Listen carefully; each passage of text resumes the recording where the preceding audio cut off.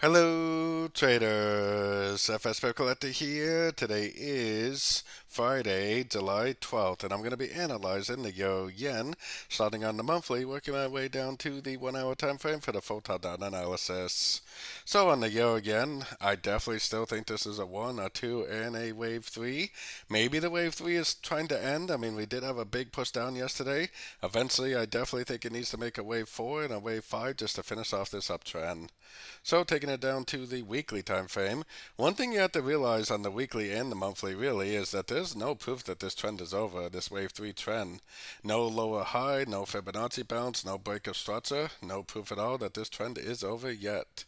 Going down to the daily time frame, we definitely had a very impulsive move yet down yesterday because the Bank of Japan did intervene at the US dollar CPI news, which is pretty much what happened back here too. So definitely a very impulsive move down, but really we didn't even bounce off a fib level yet, so I'm definitely still bullish. I think it's more likely it will go up to this 176, 175.9 area. Maybe this really is getting very close to ending, but I don't really think it's over yet, at least not until I see a break of structure or a very significant lower high. So taking it down to the 4 hour time frame. The 4 hour time frame is where I got my Fibonacci retracement on this last push up right here. I'm actually thinking, especially looking at all yen pairs, I actually think that this right here is actually supposed to be a wave A. This is like a running flat or an expanding flat. 3 waves of A, 3 waves of B. I think this is already a wave C.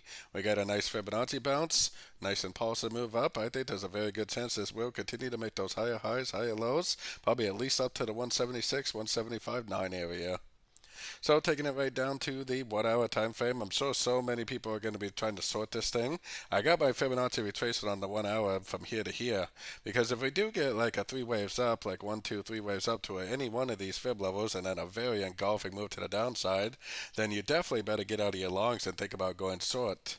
But I honestly think there's a pretty good chance this is a wave C, and I honestly think that, yeah, we may get some fib bounces, but I don't think it's going to break structure. I think it's going to continue to make higher highs, higher lows, up towards that Fibonacci, the 261.8 that I was showing you on the higher time frames.